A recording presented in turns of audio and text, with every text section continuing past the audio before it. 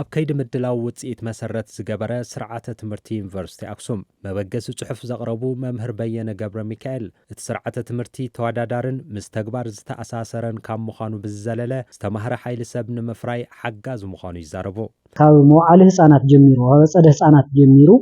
እንታይ ክኾን ኣለዎ መሃራና እዚ ስርዓት ዝኽተል ክኽእል ኣለዎ ማለት ሓደ ህፃን እንታይ ክፈልጥ ዘለዎ ጻደ ህፃናት ስርዓት ዘለዎ በዚ ስርዓት ዝቕረጽ ክኽእል ኣለዎ ስርዓተ ትምህርቲ ማለት ዘን ኣብ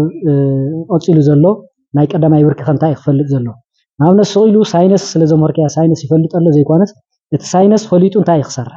ክሰርሐሉ ብዝብል ስርዓተ ትምህርቲ ኣብ ቀዳማይ ብርኪ እውን ክቕረጽ ክኽእል ኣለዎ ዘን ኣብ ካልኣይ ብርኪ እውን ብኡልክዕ ተተቐሪጹ እዚ ተታሒዝና ተኸይድና ብጣዕሚ ኣብ ዓለም ተወዳዳሪ ዝኸውን ሓይሊ ሰብ ምፍራይ ይከኣል እዩ ማለት እዩ። ካብ ክፍሊ ትምህርቲ ኢንዱስትሪ ዝተሳተፉ ዶክተር ሽሻይ ኪሮስ ብላዕለዎት ትካላት ትምህርቲ ዝወሃብ ትምህርቲ ፀገም ማሕበረሰብ ዝፈትሕን ምስ ኢንዱስትሪ ዝተኣሳሰረን ክኸውን ከም ዘለዎ ብምግላጽ ብዩኒቨርሲቲ ኣክሱም ዝተጀመረ ምንቅስቓስ ወሳኒ ይብሉ። ተምሃርዎ ክልተ ሓሳብ ኣብ ተግባር ወሪዶም ዘለዎም ፍልጠት ዘለዎም ክእለት ዝዕብይሉ እዩ። ስለዚ እቲ ኣብ መንጎ ዩኒቨርሲቲን ኢንዱስትሪ ንብሎ ወይተን ትካላት ምሕዝነት ሊንኬጅ ብጣዕሚ ንተምሃሮና ዘለዎም ክእለት ንምሕያሽ ናይ ሕብረተሰብና ፀገሙን ኣብ ኢኖቬሽናል ቴክኖሎጂ ክኸውን ይኽእል እዩ ኣብ ዝተፈላለዩ ስራሕቲ ንምሕጋዝ ናይ ባዕሉ ዓቢ ግደ ስለ ዘለዎ ብጣዕሚ ኣገዳሲ ዋዕላ ኢለ እየ ዝወስድ። ምክትል ፕሬዚዳንት ጉዳያት ኣካዳሚ ዩኒቨርሲቲ ኣክሱም ዶክተር ሙልጌታ በሪሁ እቲ ዩኒቨርሲቲ ብውፅኢት ዝልካዕ ስርዓተ ትምህርቲ ብምድላው ንገምጋም ከም ዘቕረበ የብርሁ። በስርዓተ ትምህርቲ ዝወፁ ተምሃሮ ነቲ ኢንዱስትሪ ናዕይ ብደንብ የገልግሉና ይግምግም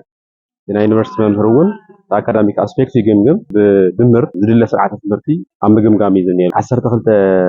ፕሮግራማት እዮም ዝግምገሙ ዘለው ኣብዚ ወርሒ እዚ ጠቕላላ 30 ፕሮግራማት ክግምገሙ እዮም አውትካም ቤዝድ ምዃኖም ክረጋገፁ እዮም። ስለዚ በዚ ኣቢሉ ጉዕዞት ንኣፕላይድ ዩኒቨርሲቲ ንኸደ ጉዕዞ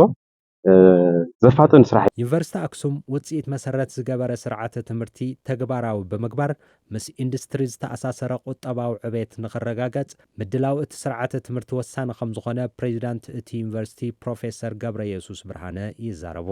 Understanding the context and content of the curriculum تحسون أدلاينتن أتي زغرات سرعة تمرتي بزجباء تردينا تجوارو بمجبر كتبة وعبيت مرجعات أجداسيو بمخانون وتسيد مسيرة جبرة سرعة تمرتي تجوارو نمجبر زي جمر نيت عري تتناخيرو كقطريو. عبز مدرخ كم منيستر تمرت زمات والعلوات حلفتي سمويان مهران يونيفرسيتي أكسومن وكالتي إندسترين كالوت مدرك تأكلات ترخيبام.